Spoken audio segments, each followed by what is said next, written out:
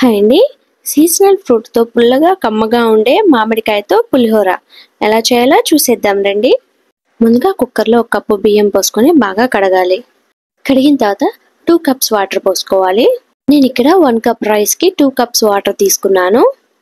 మనం వాడుకునే రైస్‌ని బట్టి వాటర్ అనేది అడ్జస్ట్ చేసుకోవాలి. వాటర్ పోసుకున్న తర్వాత ఒక అర టీ స్పూన్ పసుపు వేసుకోవాలి. ఇప్పుడే వేసుకున్నాం కాబట్టి తర్వాత పులిహోరలో వేసుకునే పని ఉండదు.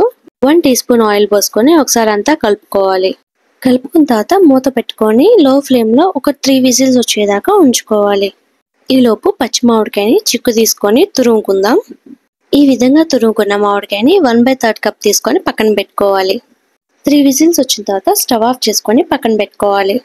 ఆవిరిపోయిన తర్వాత ఈ విధంగా బౌల్లో వేసుకొని పక్కన పెట్టుకోవాలి.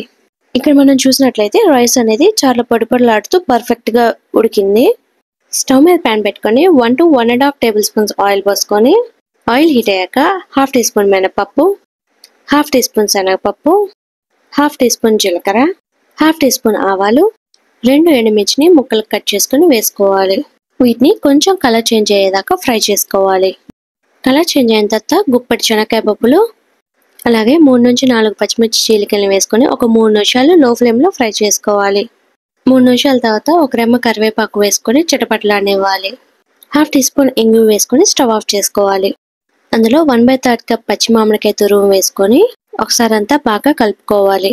ఆ వేడికి మామిడికాయ తురుము అనేది కొంచెం మెత్తపడుతుంది.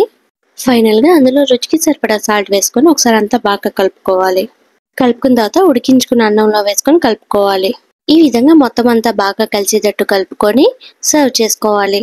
అంతే అండి, ఎంతో కమ్మగా ఉండే మామిడికాయ పులిహోర రెడీ.